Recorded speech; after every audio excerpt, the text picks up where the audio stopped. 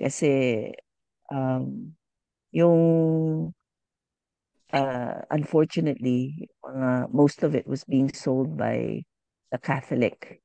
Bakit ba nito? Sorry, nag-click ako. So, sorry, nawala yung link ko. And so the the palm fronds that they had, hindi lang si Jesus, pero meron silang extra na nalagay na isang icon. So doon ako na medyo nalungkot. Yun nga, instead of just focusing purely on Jesus, may dagdag pa sila. So they were the ones, the churches that was selling the the palms. So again, it just led me to meditate and to help shape itong gagawin natin ngayong umaga. So hopefully this will work. Nakikita niyo po ba? And and so we're going to meditate on the text as it is in the book of John. So it says here, Jesus comes to Jerusalem as king. So John 12 and 13, we know the familiar story. The next day, the great crowd that had come for the festival heard that Jesus was on his way to Jerusalem. So the background there is the festival at this point of time is the Passover festival. And the context of the previous night was he was in Bethany, just outside of Jerusalem, having dinner with Lazarus after he had been risen from the dead. And then while they were having dinner, dumating yung punsong kapatid, si Mary, and she anointed Jesus with the perfume, the nard. So that's the context. Jerusalem was there was a mass ano yung tawag doon? Mass, not Exodus, was the opposite of Exodus. Mass pilgrimage of the people coming to Jerusalem for the festival. So the next day, after he had been anointed, after he had dinner with Lazarus, the great crowd that come for the festival heard that Jesus was on his way to Jerusalem. So can you imagine at the time when walang messenger, walang Twitter, walang TikTok or anything, it's just purely by word of mouth. Ganong katindi, ganon ka kilala na si Jesus. That by word of mouth, people got excited at hearing that Jesus was on his way to Jerusalem. He had been around for 3 years, ministering, umiikot siya around Israel, mainly Jerusalem and Galilee. And then without, you know, without any advertising or anything, nothing that the disciples did, people, kusa nila, were just led to do this. It was started siguro by a couple of people, and then like a wave, people started to do it. In verse 13, they took palm branches and went out to meet him, shouting, Hosanna! Blessed is he who comes in the name of the Lord. Blessed is the King of Israel. Tandaan ninyo, he did not come from the royal family as known. Nakikilala siya that he was a man from Nazareth. He was a carpenter. And yet, by the third year, the stirring of the Holy Spirit on the people, there was just something in them that was shouting, that could not be kept quiet. That they were saying, praise him, Hosanna, worship him. He is blessed. He is the King of Israel. And his name, diba? His name is Lord. So, ang ganda ng eksena. And for our first prayer point, as we meditate on this, is let us take this moment to shout out our own praises of worship. 2,000 plus years ago, nangyari yun. But Jesus Christ is still the same, yesterday, today, and forever. And he still deserves our worship. He still deserves our thanksgiving. He still deserves our praises. And, the power of declaration. Let us acknowledge him. to be the King of Kings and the only true Savior of the world. At the same time, as we enjoy His presence, let us also intercede for those that kilala natin, or, our neighbors, or even maybe some of our own family or church members who still see Palm Sunday as just another religious event without fully understanding its significance of the beginning of the Holy Week. Diba? As I said, ang daming tao, even now, I don't know if you can hear, may chanting, the local Catholic church. They're chanting because of Palm Sunday, the beginning of the reading of dito sa Arayat. It's very popular, yung reading of the word until Easter. And it's all very religious, yung pangbasa. So let's pray for them that this Holy Week, this Easter, makikilala nila para sa tunay kung sino si Jesus. Sige po, I invite us to open our unmute so that we can hear. Let's just lift up our voices together. And afterwards, may I ask Titang Olive, to close us in this part. Thank you. Jesus, we just praise you. We thank you. We honor you. We enjoy your presence, Lord. And we thank you that we're here together this glorious Sunday to worship Palm Sunday together before we go to our own churches to worship you in spirit and in truth. We thank you, Lord God, that we have the opportunity to just lift up our voices. Say Hosanna to the King of Kings and the Lord of Lords. We have experienced our Lord and Savior. Thank you, ligtas na kami. We pray, Lord God, for the thousands, if not millions of people Makilala nila, Lord, even our own local churches, na Lord ikaw God, talaga our communities and our mga ang kahuli ka kamag-anak ng Holy Week. who Darating celebrate na it panahon every year may as part of a pinagsasabi religious itong mga anak. celebration. They don't really know you, just Salamat like the people in the Bible. salamat Who the ones that said, taon na to. Hallelujah, Hosanna. Pero Salamat a few days later, they kill him. kahit muli sa paan Kasi talagang hindi ka kilala ng mga ng tunay kung sino ka. Mga religious experience form namin practice sa ng kanila. buhay. Paliwanagan mo, Buhay buksan na mo, Lord God, yung pananaw nila para may makikilala nila totohanan, yung katotohanan, Lord God. ang As we kaliwanagan celebrate Palm Sunday, it is kung true. bakit namin You're a living sineselebrate God. ang You're the Sunday. one, Lord, the real true King. It's not a religion, Ito ay it's a lahat relationship. dahil sa'yo. Wala nang We iba. pray for you, God. It's to worship you, Jesus' spirit name. and in truth. Amen. Amen. Amen. Oh, hallelujah, Abba Father. Hallelujah, Lord Jesus. Hallelujah, Holy Spirit. Salamat po sa napakalaking biyaya at pagpapala na binigay mo po sa bawat isa sa amin.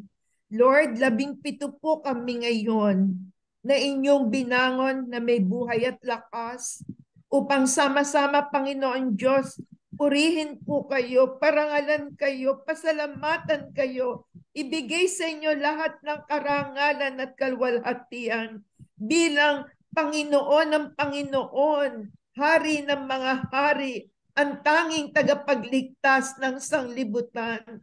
Maraming salamat, Lord, na sa pamamagitan ng aming mahal na Pastora Vida May, pinapaalala mo sa amin ngayon ano ang tunay na kahulugan ng Palm Sunday, ang unang araw na ng buong Holy Week, Panginoon Diyos. Pinasimulan sa pamamagitan ng pagtanggap sa inyo at may mga branches, Lord, na itinataas bilang parangal sa inyo. Panginoon, talagang karapat-dapat po kayong purihin at sambahin.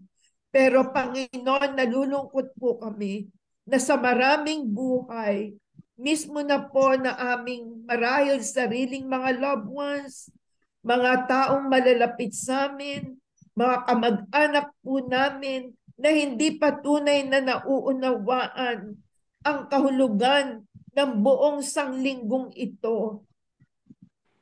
Maging isang malaking patotoo ang aming buhay. Who you are, Lord Jesus, when through our lives, you will be manifested, Lord, na isang Diyos na nagpapatawad, isang Diyos na nagbigay ng buhay upang kami ay magkaroon ng buhay. Isang Diyos na makapangyarihan na kayang alisin lahat ng madilim naming nakaraan at gawin kaming isang bagong nilalang.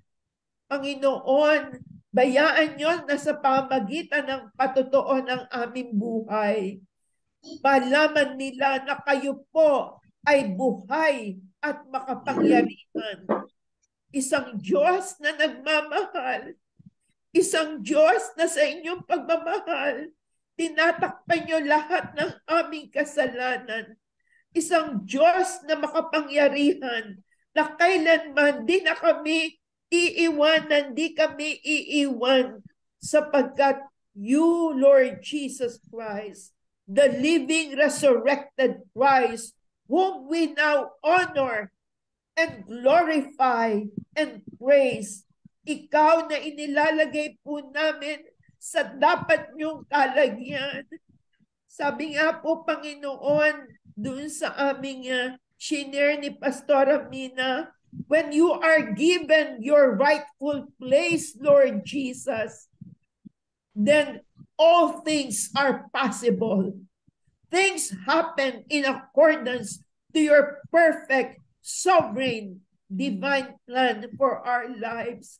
Kaya bayaan niyo po na sa pamagitan ng mangyayari sa araw na ito, sa lahat ng iglesia, sa lahat ng tatanggapin ng inyong mga anak, maging daan upang ang tunay na kahulugan ng Holy Week ay mapasabuhay ng bawat isang makakaranas ng inyong kapangyarihan, kapahayagan o banal na espiritu. Maraming salamat po sa inyong makapangyarihang presensya. Salamat po, Panginoon, sa lahat ng mangyayari sa amin sa araw na ito, because we have started in the most powerful way, meeting with you, Lord Jesus, for the honor and glory of our Abba Father, by your powerful presence of Holy Spirit.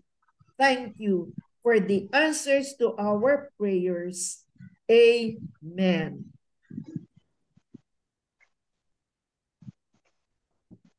Amen. Thank you po.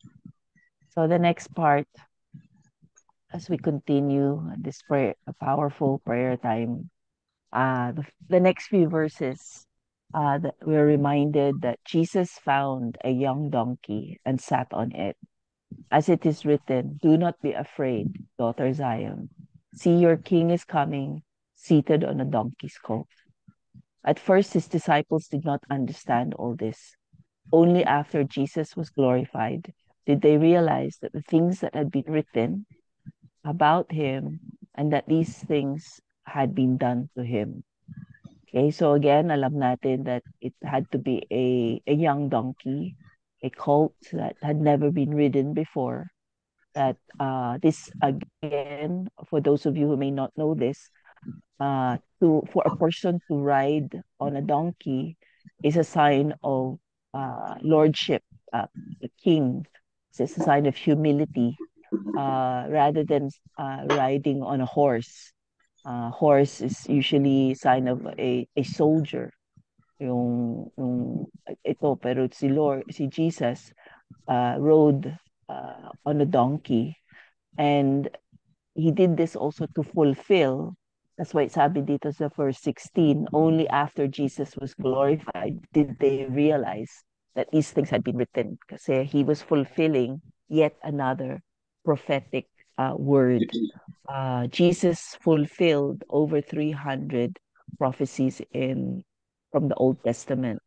And that in itself, historically and biblically and mathematically proves without a doubt that he is the Messiah, because sinasabi that it is parang 1 to the 17th power, so 1 with 17 zeros, the probability of just one person being able to fulfill 8, just 8 prophecies.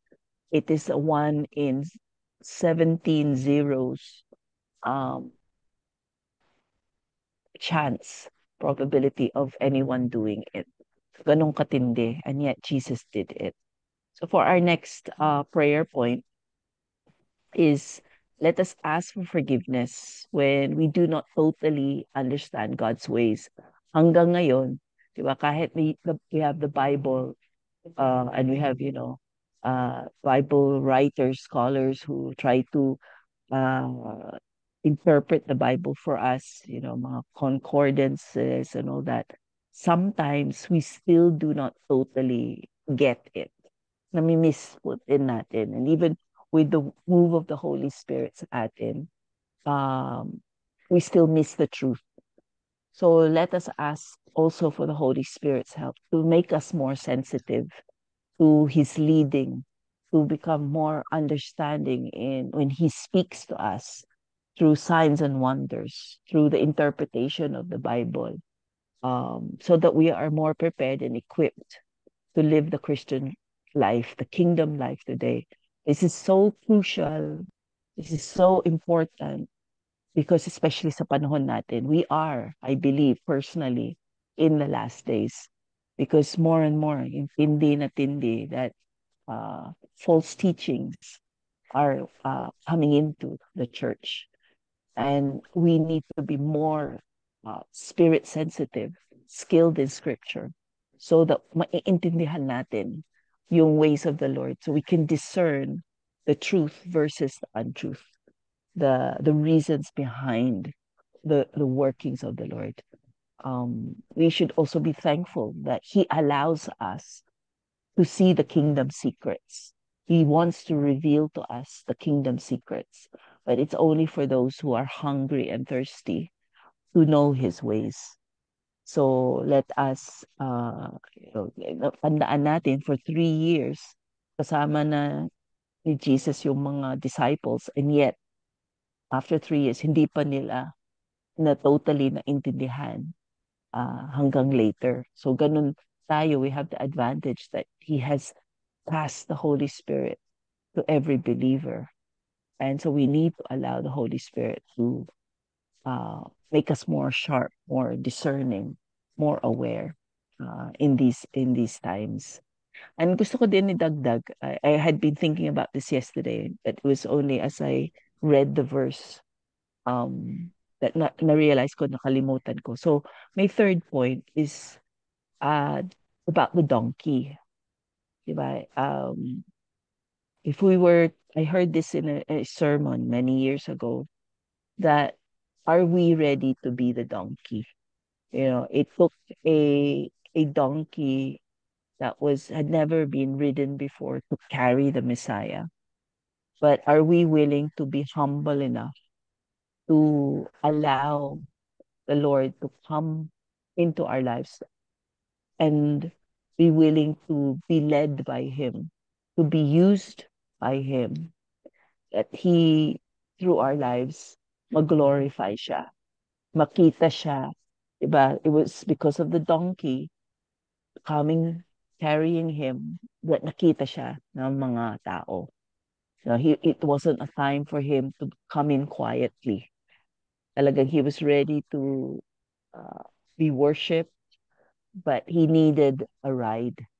So today, are you willing, to be that donkey, that through our lives, saan man tayo, paano tayo ginagamit ng Panginoon, makikita ng mga tao sa buhay natin ang presensya, ang katotohanan tungkol sa Panginoon. So let's pray for that. Let's pray for one another, that our lives will carry the presence and presence and power of the Lord Jesus Christ, so that people will glorify Him. It goes back to yung sinabi niya sa Matthew, let your light shine. Do not hide it under, a cover, but let your light shine so that people will glorify the Lord because of our lives. So yun po. Again, let's just pray for those things. And then I will ask Tita Conchita to close us in this part. Panginoon, sa time that kahit anong katagal na kami Kristiyano, we still miss the mark sometimes. Maybe in our busyness, or naisip namin, ano namin yan, through our pride, or, our and you have come, Lord Jesus, discernment, and to still miss bilang yung Panginoon na leading mo, Holy tagapagligtas ng Spirit. aming buhay. Hindi namin Na completely nakasakay sa gets isang kasi donkey, hindi kami which is the nagbababad symbol sa of iyo. humility. We thank you. We forgive us your Holy Kaya ako yung tanong, are we willing to be your That's what we donkey, ask, Lord to God. lift up, Lord Jesus? Ask you, Holy And by Spirit. your I ask power, you, Holy Spirit, make sharpen our my hearing, lives, sharpen my Lord, seeing, shine for you. sharpen my That they may understanding. see And I who pray you the are, same thing Lord for my brothers Jesus, and sisters here and who they are will congregating believe in our in you. churches. Sabi mo We po, will be Lord more Jesus, the aware world of will your only leading. We'll be believe more aware as of they your see voice in our me in lives. you, as Aware you of love when we read one your word, another, Lord. at talaga Kaya maintindihan salamat, namin yung Lord, sinasabi mo. for your Independentihis, doing hindi kami witnesses to kakamali your sa presence and interpretation power, so that we'll to be your able to honor obey. and glory. Lord, we also Basta pray by your namin power, sarili Holy namin. Spirit. May we be In Jesus' junkies, name, Lord God, and amen. allow you to take us, use us to glory, Lord God. That's what we pray for. That's what we ask.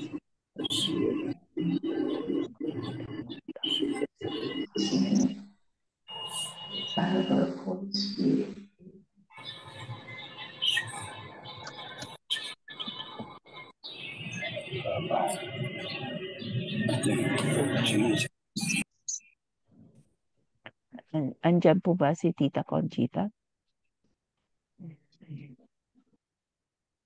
Yes, Hallelujah. Okay. Hallelujah.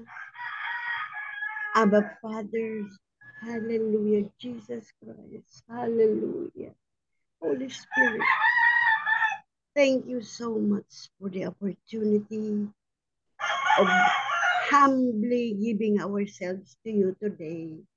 At this moment and time, Lord, we ask for your forgiveness for things we have been doing that is not in accordance with your will. Yes, Lord. We do not totally understand your ways because you are our God, our Creator. But because you have promised to be always with us, we ask you, Holy Spirit, enrich us with the truth of your message, of what really is the meaning of this celebration, the Palm Sunday. Yes, Lord, the start of us Christians commemorating your entrance in our lives. Yes, Lord. Holy Spirit, help us to be more sensitive to your ways, to the things that you want us to do. Keep us and equip us with your truths, Lord. Specifically at this moment and time we're in, we encounter difficulties in our spiritual life. Yes, Lord. We can, apart from you, we cannot do anything good. But because you are with us, despite of our sinfulness, we can do things rightly well. Yes, Lord, thank you for bringing us together to celebrate this Palm Sunday. May we be imbibed and enriched with the truest meaning of this celebration. This we ask in the mighty name of our Lord Jesus Christ. Amen. Amen. Amen. Thank you po.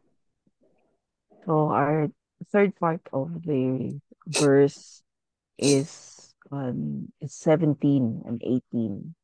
So just the eksena that people are welcoming, shouting him. And it says here in verse 17, now the crowd that was with him when he called Lazarus from the tomb and raised him from the dead continued to spread the word. And in verse 18, many people, because they had heard that he had performed this sign, went out to meet him. So ito, nakikita natin the reason why yun, talagang excited yung mga tao. Talagang they were ready to go out. So, daming-daming tao sa Jerusalem, and yet they sought to find him. And you have to remember also, I just remembered this, Jerusalem had a wall, and there were many different entrances. Last year, we had an opportunity to go to Jerusalem, and we were able to walk around. Talagang hindi siya madali to walk the wall. Malawak. And, for people to know, to hear, saan, they could have easily gone to the wrong gate, but they were willing to find him. And it was because what was the reason? By word of mouth, they had heard a miracle had happened. He had raised the dead, and they had, seen Lazarus. And so they knew that this was true. And so yung prayer point natin is, let us pray for that same boldness and excitement to share our personal experiences with the Lord today, so that those that we share with will be stirred up in their own desire, their own faith, to have their own personal encounter with Him. Kailan ba yun? I cannot remember. It was a conversation or I was just watching. But how many of us know the challenge where a lot of churches or people tend not to want to go to church because it's all religion. Or ako, I remember that when I was younger. Kahit laking simbahan ako, kahit, I like to hear the stories of the Bible, I was too embarrassed to invite people to the church that I grew up in. Kasi it was, for me, it was like a dead church. It, hindi siya, walang connect sa binabasa tungkol sa Bible, tungkol sa buhay ng mga tao. So there was no excitement for me to share Jesus to other people. Nahihiya ako. Pero when I came to experience Jesus for myself, and I read the Bible, make connection, I read about people who were still alive. I remember that. I don't know if any of you know David Wilkerson and the cross and the switchblade. That was the story, the account of God moving amongst the gangs, in Signs and Wonders in America. And I knew that the people in the book were still alive at that time, and it opened my eyes, that when I was reading the book, it was like reading the book of Acts. And so it made a connection with the reality of the Bible and the reality of the God that the Bible was talking about being experienced in an awesome way across the nation, from where I grew up, so England, to New York, just across by the ocean. And that opened my mind to, thinking, wow, God is still the same pala. And then when I got to my teenage years, experiencing the Holy Spirit, that caused me to become more and more excited. And that has helped shape who I am now. So tayong lahat, kahit ano yung edad natin or kung tanong katagal na tayo or bago pa lang tayo na Kristiyano, let us together pray with that sense of excitement and boldness. Tandaan natin, huwag natin kalimutan yung mga experiences natin. Or just the way I started was, I started to share with other people what got me excited when whatever I read. Hindi ko pa na-experience in a personal way. So I used to make kwento sa mga narinig ko. And then it built up to a personal desire that I wanted to have a personal encounter, similar to what I'd been hearing about. And so that also happened. And then that even more excited me. So that's how it should be as Christians, that hindi lang tuwing Palm Sunday na excite tayo, Hosanna, praise the Lord. But every day should be a day where binibida natin ang Panginoon, na mamangha tayo sa mga ginagawa niya. Like today, do we still expect to see dead people rise again? Do we still expect signs and wonders whenever the word is preached? And hopefully the answer is yes. We should expect. We should be excited. We should be eager na ano man yung binabasa natin sa Bible, kayang-kaya ng Panginoon gawin ulit sa pamagitan natin, sa churches natin, sa sarili natin. We should expect the same God to work in the same way and higit pa doon, so that people around us will know that God is God. So let's pray for that. Let's pray for a Holy Spirit encounter today, that we're going to be able to share with at least one person the goodness of God, the awesomeness of God, and expect the promise of the Lord that it says in the word that whenever we preach and teach the word, Jesus is going to confirm the truth with the signs and wonders. So let us be a people expectant of his move in our lives, so that people will know and mahoholy inggit sila to experience Jesus in the same way as we experience, as we share. Okay, so let's pray for that. Let's pray this, and then let us ask, is Deaconess Phoebe here? Can you close us in this part after this? Yes, Lord.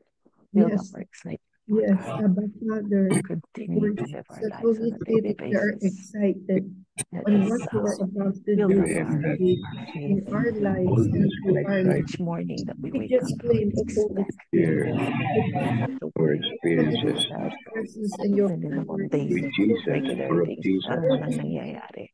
Help us o to expect sino man mabahagi na namin, our lives will reflect your glory. and magkaroon That din you will po give us ng opportunities to talk to somebody, whether it's somebody in the gym, in the bus, in the palengke, supermarket, Jesus sa church, kanilang mga in our buhay. family, our Kaya neighbors. patuloy po kayo Help us always sa for atin. your to have an opportunity to share your goodness, we are your Kaya excited greatness, masunuran din naman po kami. and build that use us constantly. That Yeah. excitement in our relationship with you is real. Give us That whenever we read the Bible, opportunities will that we cause have. us such an excitement, just excited with what you're telling us, so that we cannot help but want to share it with other people. Opportunity. And that as we share your Lord stories, your Jesus. truth with others, mahahawa, ma-infect, yeah, that they will want a personal encounter with you. So this is what we pray for in your name, Lord Jesus. Amen. Lord, thank you so much po sa lesson na to, for reminding us, Lord, once again to be more excited, Lord, more bold sa pag-share namin sa iyo, Lord. Kung paano ka namin na-experience noon at na-experience ngayon, Lord, yung encounter namin, the first time na naranasan ka namin ng Holy Spirit, that spark, that excitement. Lord, thank you for allowing us, Lord, na ma-share ito sa mga tao. And patuloy mo kaming bigyan ng boldness, Lord, sa mga taong nakikita namin sa daan, mga kasama namin sa trabaho, even sa family namin, Lord. kung paano ka namin i-share, Lord, at makita yon patuloy sa buhay namin, Lord.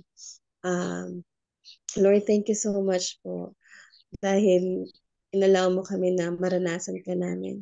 And it is our prayer to Lord na maranasan din ng mga nakakasalamuha namin. The same feeling, Lord, or even more, Lord, yung maranasan nila, Lord.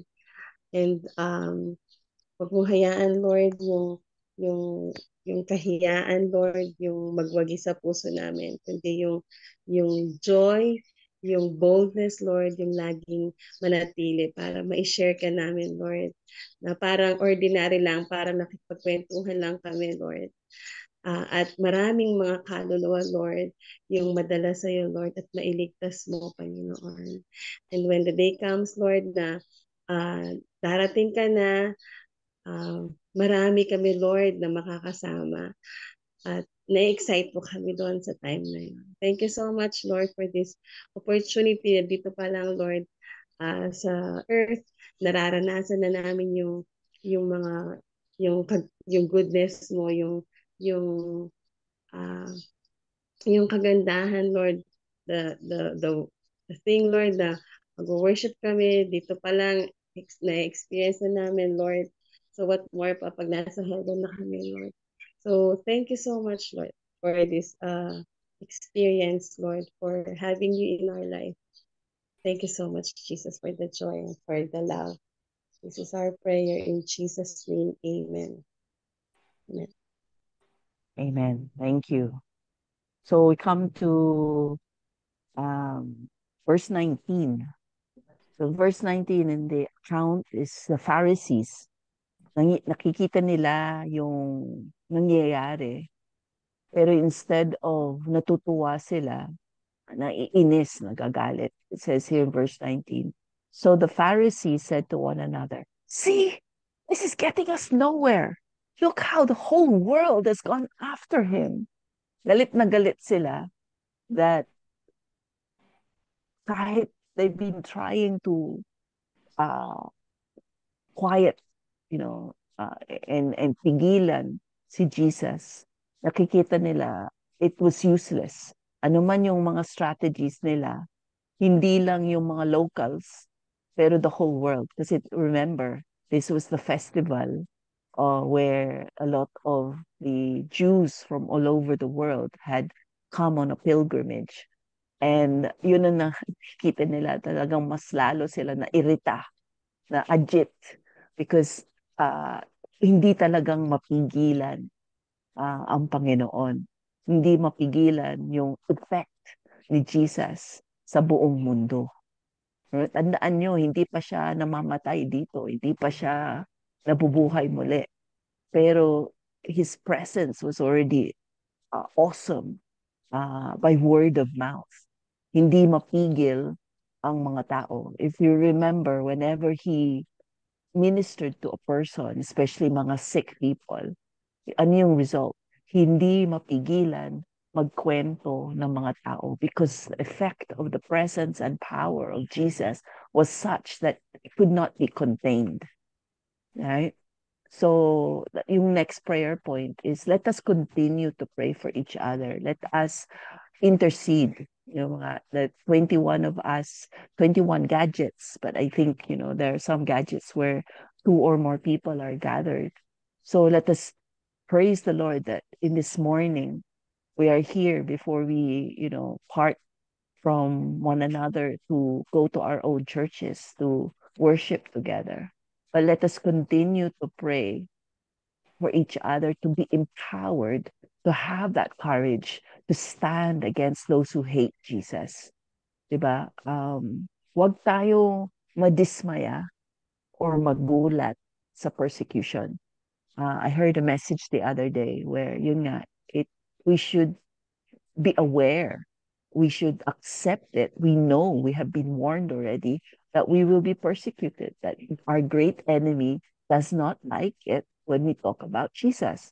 So instead of magugulat tayo, malulungkot tayo, madidismaya tayo, we need to be prepared, get ready. Pero how? We should remember that kahit pinipigilan tayo, We cannot contain our God. Diba? Do I hear an amen to that? Do I hear hallelujah to that? We, the Amen. world Hallelujah. cannot Amen. contain Jesus. When a person or persons experience God in a personal, powerful way, it cannot be contained. Maiirita ang kaaway, mas lalo, pero wala siya magagawa. He may try his hardest to stop him, but nakikita natin, the Bible is still the #1 best-selling book in the whole world. Kahit through the centuries, people have tried to destroy the Bible. It cannot be destroyed because it is the Word of God. And mas lalo, the more people are being persecuted, the more people are being told to shut up, killed, the more umuunlad.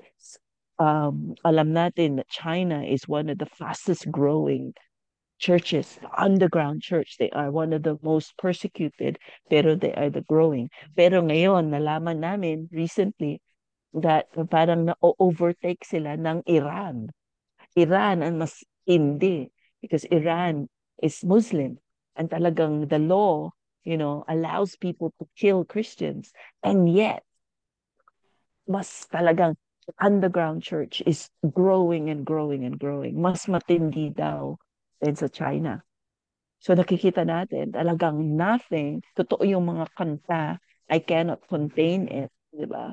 The presence and power of Jesus cannot and never will be able to be contained. So let us pray. Yun ang sinasabi, I remember reading a book, Brother Yun, the heavenly man, when people used to say to the Chinese, we're praying for your persecution to be stopped, for peace, ganyan yan. Sabi ng mga Chinese, no, you are praying the wrong prayer. Right? Do not pray that mawawala ang persecution. Instead, pray for us that we will become more empowered, more bold, more strong in the midst of the persecution. That hindi kami hihina magbalita, mag-share ng gospel. Kasi ano yung sinabi niya? Because nakita namin yung nangyari sa Europe, that's the States, where walang persecution, humihina ang pananampalataya ng marami. Okay, so let's pray for that. Let's pray for the empowering, the courage, the boldness to stand against those who hate Jesus, and yet to love them, not to become bitter or angry for them, but instead use the weapon of love. Diba? Love covers a multitude of sin. For us to have compassion sa kanila because bulag sila eh. Hindi nila naiintindihan talaga yun. Bulag pa. We need to pray that the scales, the chains will be broken because the real enemy is Satan and he has blinded the minds of unbelievers. And it is our work, it is our calling to make disciples of the whole world. That the enemies that we see are not really enemies, but they are the harvest field that need to know the truth of Jesus. Let us praise God at the same time that no matter what these people do, God's truth, gospel truth is unstoppable. Okay, so let's pray for that. Let's glorify the Lord. And I think Pastor Paul, are you there? I cannot see the whole participants. Let's ask Pastor Paul to pray in this part. Thank you, Lord. Thank you, Lord. Let's unmute. Lord Jesus, thank you for this opportunity to stand. We know sometimes we're scared to be Maraming salamat, O we're Abba scared, oh Lord Father. God, to Lord Jesus, be persecuted. Spirit, Na realize pamamagitan namin, Lord ng God, inyong you makapangyarihan. have reminded us that Kailangan po you are namin ang pagkilap Para ng ng inyong inyong banal na you Espiritu. are na maging sa panahon, Lord, ng Lord persecution. Ganon sa aming buhay.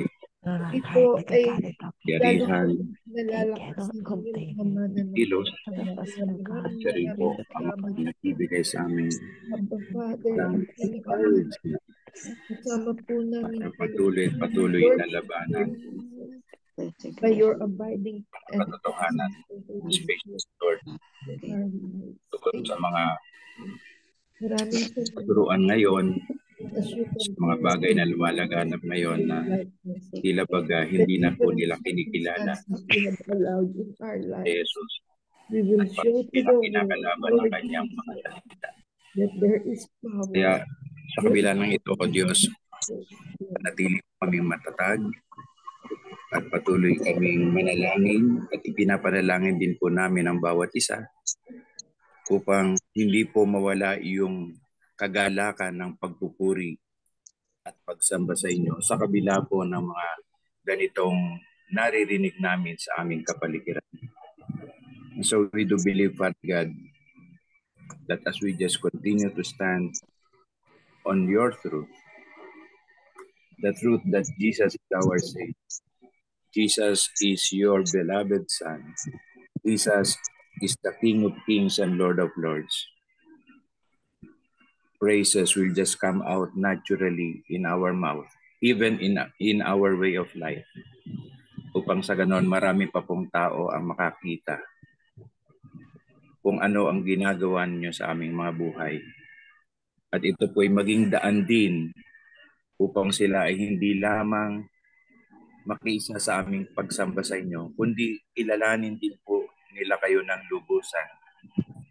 At nasa ganon ang tunay na dahilan kung bakit ang iyong kaisa-isang anak ay pumarito sa lupa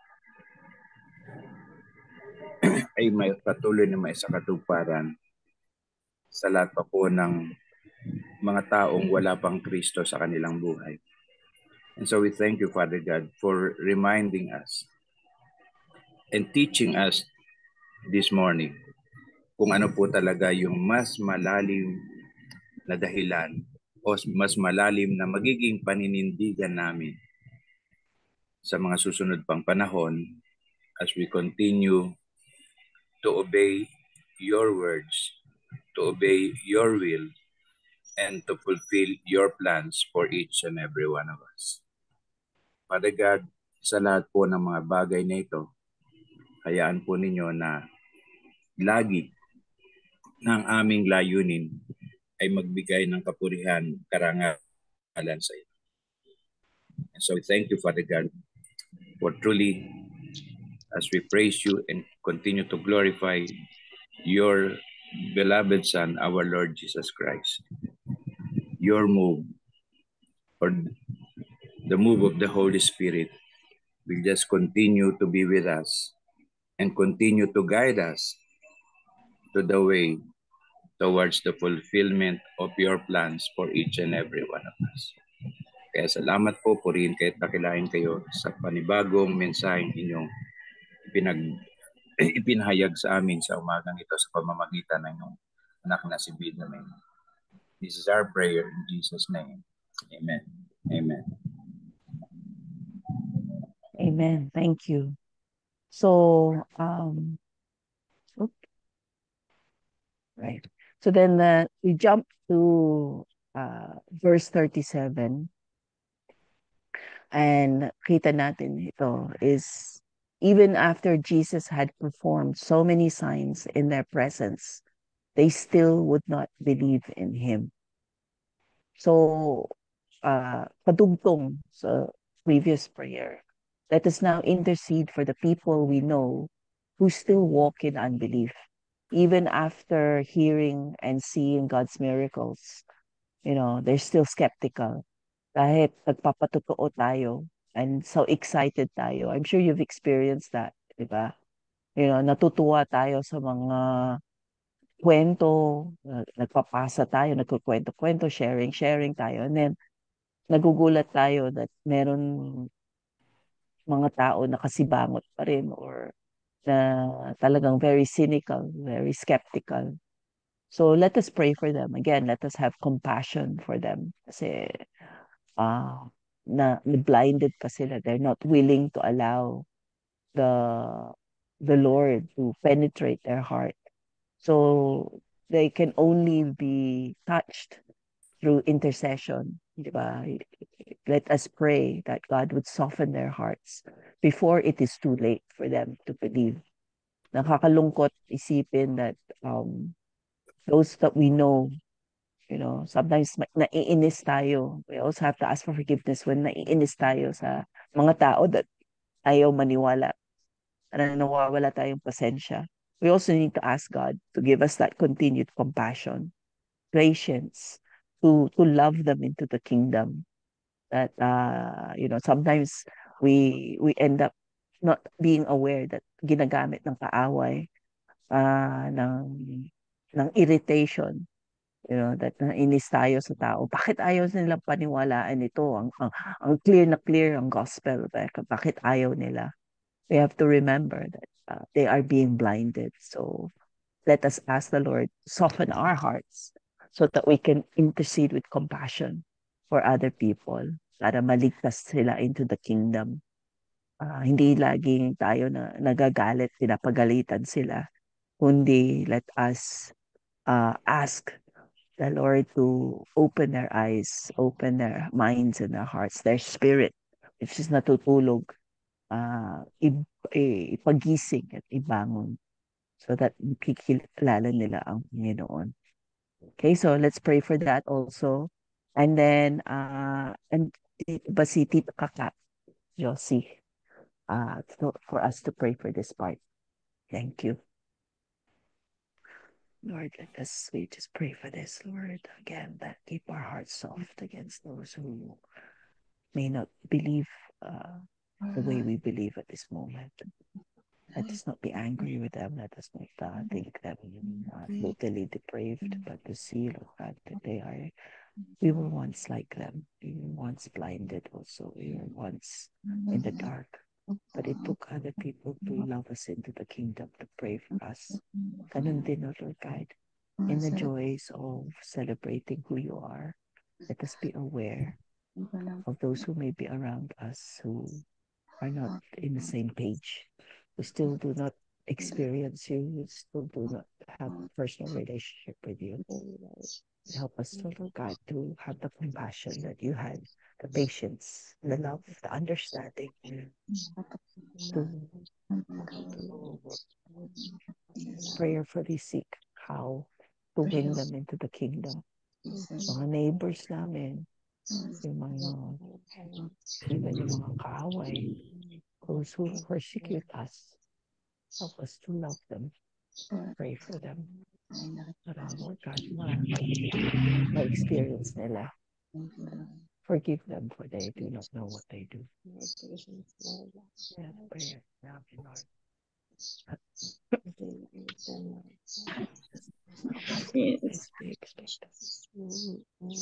Oh, hallelujah, Jesus. Panginoon, patuloy po kami lumalapit sa iyong paanan. Panginoon, gamitin mo po ang bawat isa sa amin, Panginoon, na maihayag ang iyong salita, Panginoon. Kung paano, Panginoon, kami ay patuloy na nagpupurit, nagpapasalamat sa iyo, Panginoon. Inilalapit po namin sa iyo ang aming mahal sa buhay, ang aming mga kaibigan, Panginoon, ang aming mga churchmate, Panginoon, na hindi lubos na naiintindihan ang iyong salita, ang iyong pagmamahal, Panginoon. Panginoon, yung miracle way na nanggagaling sa iyo, Panginoon, makita po lahat sa aming buhay, yung aming mga nababasa at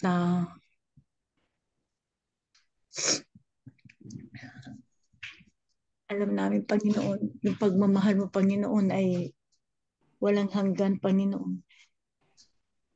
Hindi hindrance ang aming mga edad. Wala sa aming mga edad, Panginoon. Hindi, Panginoon, nauna na yung pagmamahal mo sa aming, Panginoon. Dinadalangin po namin, Panginoon, ang mga taong may mabababaw na pagkakilala sa iyo, Panginoon. Yung experience namin, Panginoon, na yung significant ng pagmamahal, Panginoon, sa bawat isa, yung pagpupuri at pagpapasalamat sa iyo sa kaitaas-taasan, Panginoon. Sa iyo lang pangalan. Ikaw ang Diyos na mapagmahal. Ikaw ang Diyos na mapagpatawad. Ikaw ang Diyos kahapon, ngayon, at magpakailanman, na sa amin ay laging narito, Panginoon. maihayag po namin sa mga kapatiran namin, Panginoon. Yung pagpapala ng iyong salita, Panginoon. Kung paano, Panginoon, nagkaroon ng transformation ng aming mga buhay, Panginoon. Wala na kaming ibang hahanapin pa, Panginoon, dito. Kundi yung papurihan ka at pasalamatan, Panginoon. Panginoon, in remembrance of this Holy Week, Panginoon, may ipakikita kang maganda, Panginoon. Sa aming mga simbahan, Panginoon, sa aming kapatiran, Panginoon, bubuhos ang iyong pagpapala, bubuhos ang salita mo, Panginoon, na ang kaalaman na manggagaling sa iyo, hahawakan ng bawat isa, ang puso ng bawat isa, ang kaisipan ng bawat isa, sa iyo lang matutuon. Oh, hallelujah, Jesus. We praise you in the mighty name of Jesus. Amen. Amen. Amen. And so our last prayer point is, may dalawa pa pala. Very quickly. Verse 42, yet at the same time, many even among the leaders believed in him. But because of the Pharisees, they would not openly acknowledge their faith for fear they would be put out of the synagogue. For they loved human praise more than praise from God. So let us at this time take time to intercede for people who walk in fear and compromise, especially those in leadership, that they will overcome this fear and be empowered to stand for their faith instead. This, as we know, is one of the things, the issues nangyayari sa mga churches natin ngayon, that there's a lot of fear and compromise that nakapasok na. Because again, yun nga, for various reasons, but mainly sa human level, rather than seeking after God's truth and righteousness. So wag natin kalimutan that we still have a job. Part of our ministry is that we are to intercede for them. Kasi mga kapatid ka rin sa pananampalataya who are natanikala sa fear and compromise. So let us again continue to pray for this. Let's intercede for them. And then Kuya Reggie, if you are here, can you please pray for us in this point? Lord, again, I just pray. Panginoon, salamat po sa umagang ito na patuloy na binibigyan mo kami ng iyong katuruan tungkol sa iyong pagkatao at pagiging Diyos. Maraming salamat, Panginoon. Hayaan mo na gamitin mo kami sa mga tao na hindi naniniwala sa iyo. Sa mga tao na ipinagpapalit ang kalayaan pinagpapalit, Panginoon, ang kalayaan, kilalaning ka lamang. Iniligtas ang kanilang mga buhay, ang mga sarili nila, subalit ikaw ay iniwawaksi. Ama, tulungan mo kami na mabigyan ng turo ang bawat isa sa kanila. Hayaan po ninyo na ikaw ang siyang mamuhay sa amin. Bigyan mo kami ng lakas ng loob upang maipaabot ang damdaming ikaw ay Diyos. Ikaw ang makapangyarihan sa lahat. Ikaw ang lagi naming susundin. Tulungan mo rin kami, Panginoon, na ang mga leader ang siyang manguna sa amin at hindi kami itatwa, hindi kami makasama nila po kami sa pananampalataya sapagkat ikaw ang nagbibigay ng turo. Ikaw ang makapangyarihan, Diyos, sa aming mga buhay at gamitin mo kami sa araw-araw ng aming mga buhay. Salamat po, Diyos. In Jesus' name. Amen. Man, thank you. So the last is 46. I have come into the world as a light so that no one who believes in me should stay in darkness. So yan ang sabi ni Lord. So let us end today as we started.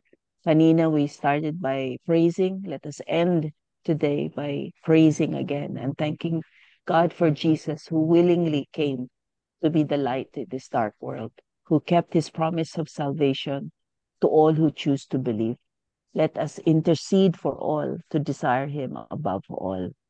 That this whole week talagang matataas at tataas pa ang pangalan ng Panginoon Jesucristo.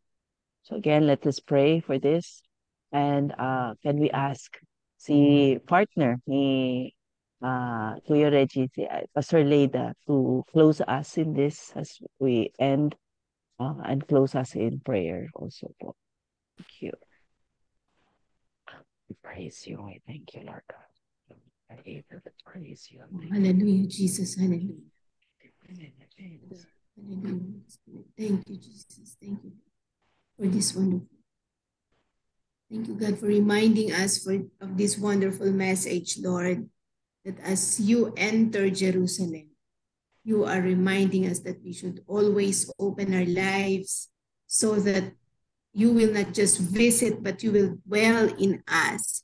Panginoon, purihin ka sa patuloy na pagkalinga na inilalaan po ninyo sa inyong mga anak. We praise you, Lord. We thank you, Jesus, because you are the reigning King of kings and Lord of lords.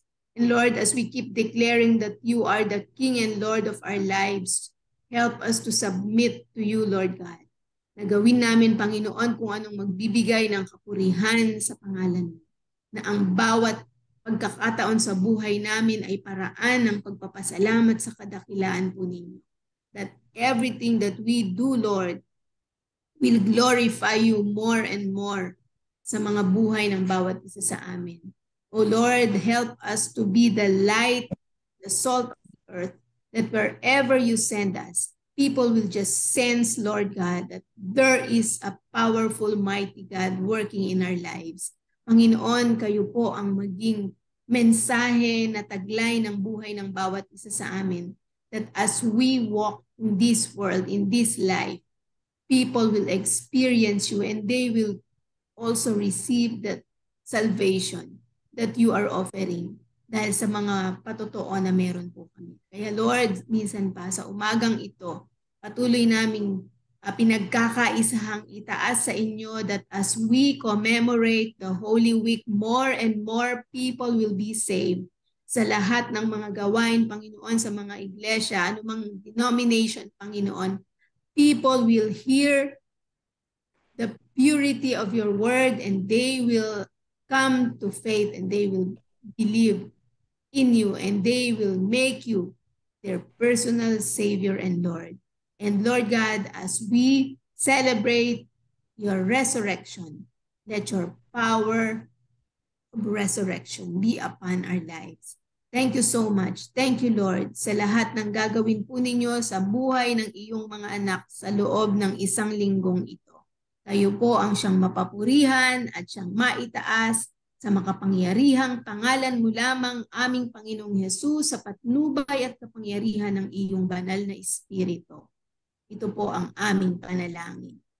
Amen. Before we go, may I request everyone to unmute and let us shout Hosanna, Hallelujah to the King of Kings and Lord of Lords. Sige po, open natin yung ating cam, yung ating mic, and then let's all unmute and shout Hallelujah, Hosanna. Hallelujah, Hallelujah. Hallelujah. The Lord of Lords. Hallelujah.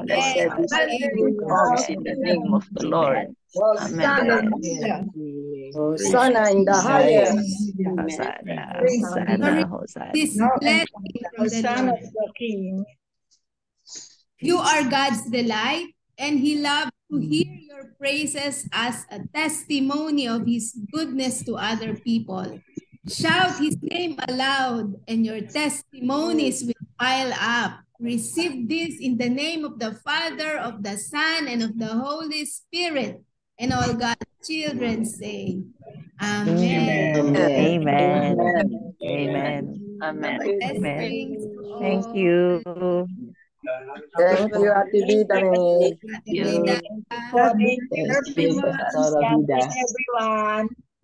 Bless everyone. Blessed worship day to all. Thank you, Pastor.